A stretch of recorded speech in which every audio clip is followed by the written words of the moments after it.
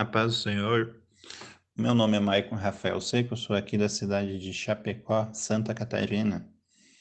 Atualmente eu sou presbítero na Igreja Assembleia de Deus e essa noite eu vou trazer uma meditação para as nossas vidas, amém?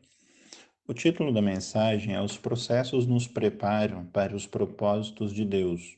O texto base para minha mensagem está em Gênesis capítulo 37, do versículo 6 até o versículo 10, que diz assim: José lhes havia dito: Ouvi o sonho que tive. Pareceu-me que estávamos atando feixes no campo.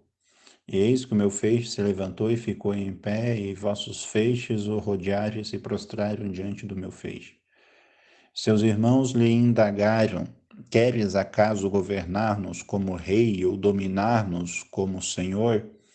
E eles o odiavam ainda mais por causa dos seus sonhos e de suas intenções.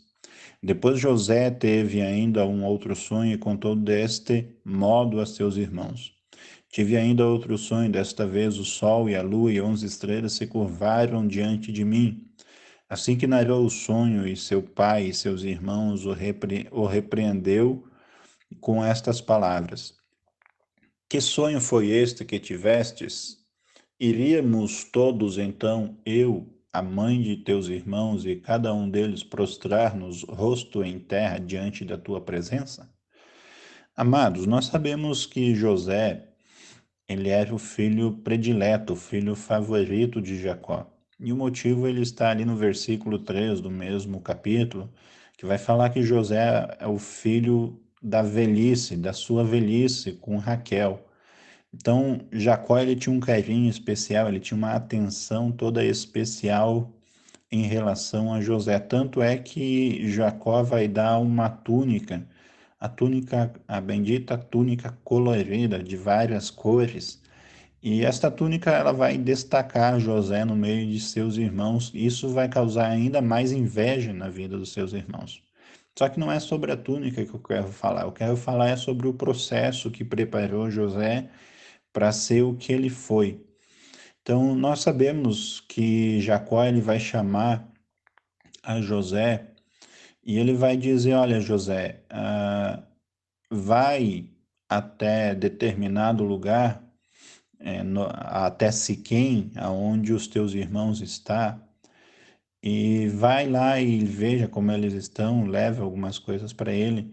E José ele obedeceu, ele em obediência ao seu pai Jacó, José ele vai em direção aos seus irmãos. Só que o que nós aprendemos aqui é que enquanto Jacó obedecendo a voz do pai, perdão, enquanto José obedecendo a voz do seu pai Jacó, ele vai em direção aos seus irmãos, os mesmos irmãos que ao verem ele chegar, eles começam a tramar a morte de José. Os sonhos que José teve não foi apenas um sonho natural, mas foi uma revelação de Deus, foi uma revelação do que aconteceria. E eu aprendo aqui que todas as pessoas que recebem revelações do Senhor, que recebem sonhos do Senhor, alguém tenta matar por causa da revelação da parte de Deus que a gente recebe.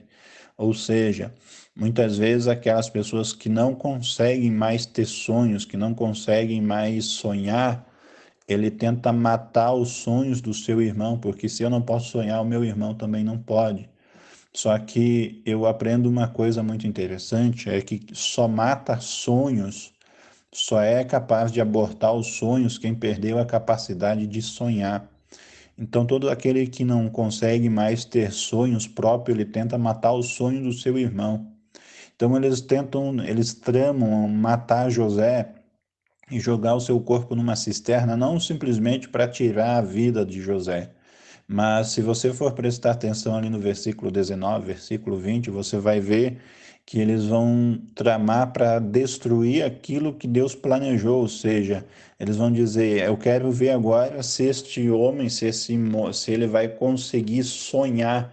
Então, eles não querem simplesmente matar José porque eles odiavam a pessoa de José, mas é porque José ele tinha a capacidade de sonhar e muito além dos sonhos, muito além de José, eles queriam acabar com os seus sonhos.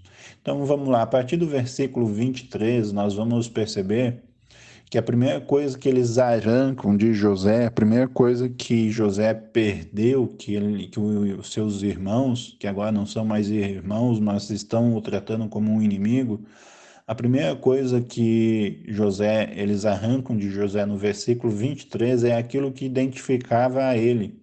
Ou seja, a primeira coisa que eles vão arrancar de José é a túnica colorida, ou seja, está falando de identidade, está falando sobre aquilo que o pai tinha dado para José. Em outras palavras, está falando aquilo que o identificava. Então, os seus irmãos vão e arrancam a sua túnica, ou seja, a identidade de José, eles arrancam aquilo que identificava a José. Mas eu quero dizer uma coisa nesta noite para você que está me ouvindo: aquilo que o Senhor fez para você é sob medida para ti, ninguém mais vai conseguir usar, porque aquilo que o Senhor deu para ti é teu, e o inimigo não vai tomar, por mais que ele imagine que agora ele possa estar roubando de ti, mas preparado lá na frente tem algo muito maior para as nossas vidas. Você vai ver que no versículo 24, José ele é jogado numa cisterna. Após isso, apurando um pouco mais, indo um pouco mais adiante, José ele é removido da cisterna e no versículo 28 ele é vendido como um escravo para os ismaelitas, que estão indo ali em direção ao Egito, que estão indo em direção a caravanas que estavam levando pessoas escravas para serem vendidas. E José ele chega até o Egito e, resumindo, ele é comprado por Potifar. Potifar olha para Faraó, Potifar ele olha para José, Potifar, que é um oficial do Faraó, e ele acha José uma pessoa interessante, no mínimo interessante. E ele acaba comprando José como escravo. E o interessante é que tudo aquilo que José fazia, a palavra do Senhor vai nos dizer, e o Senhor estava com ele. Isso é muito interessante, porque muitas vezes nós pensamos que nós estamos sozinhos, que nós estamos abandonados, fomos vendidos como escravos pelos nossos próprios irmãos, mas o Senhor sempre nos fala, mas o Senhor estava com ele. Então, quem sabe você está sozinho, você está sentindo-se abandonado, mas eu quero dizer para você nesta noite, o Senhor está contigo. No versículo 7 do capítulo 39, nós vamos ver que a mulher de Potifar insistentemente ela pedia para que José ele deitasse, para que ele se deitasse com ela. Então, o primeiro processo que José vai passar é a traição de seus irmãos. São 3 processos que José ele vai passar. O primeiro processo, que normalmente também muitos de nós passamos, é a traição.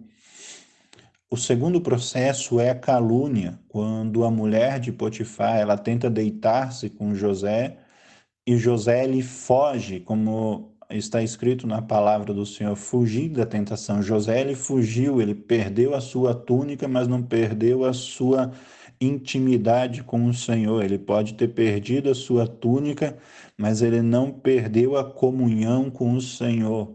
Mesmo que aquela mulher usada pelo diabo, ela pode ter caluniado a José, mas mesmo assim o Senhor continuou com ele. Por quê? Porque ele não se vendeu, ele não se deitou com aquela mulher.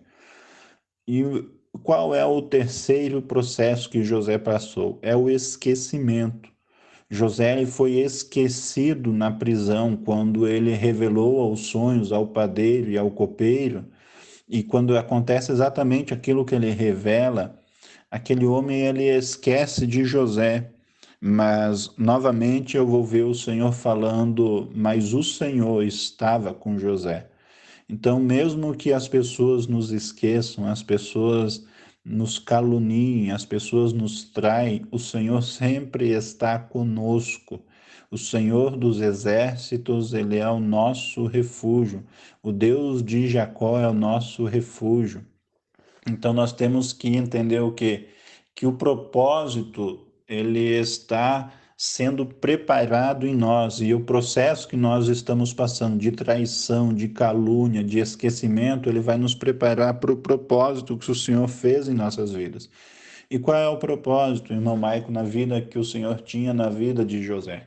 O propósito de José não é simplesmente ele ser um grande homem no Egito. O propósito está lá em Gênesis, capítulo 45 e 5. É a revelação. Deus ele tinha um propósito maior na vida de José, maior do que ele ser governador. O propósito que Deus tinha era salvar um povo, salvar o povo de Israel. Então, Deus ele nunca vai nos usar com um propósito apenas para as nossas vidas, apenas algo. O Senhor ele tem algo maior para nós. Ou seja, como assim, irmão Maico? Deus ele não quer simplesmente que nós, Senhor, sejamos beneficiados naquilo que o Senhor faz para as pessoas. Através de nós, o Senhor quer salvar muitas pessoas. Então, a traição, a calúnia, a perseguição, isso tudo está servindo, está te aperfeiçoando, está te, mesmo que seja dolorido o processo, ele está te preparando para que quando Deus ele alcançar, quando Deus ele for servir o propósito, ou seja, quando o propósito for revelado em nossas vidas, nós possamos sem dúvida ter base, ter sustento, ter capacidade de o quê? Ter capacidade de suportar o propósito do Senhor. Estejamos, em outras palavras, prontas. Nesta noite eu gostaria de agradecer muito a você que me escutou. Eu quero dizer para ti nessas últimas palavras que eu não sei o que você está passando, se é calúnia, se é traição, se é esquecimento, mas eu quero dizer para ti nesta noite que o Senhor, ele não te esqueceu e ele tem um propósito muito grande nas nossas vidas, na sua vida. Que o Senhor possa estar contigo. Deus abençoe.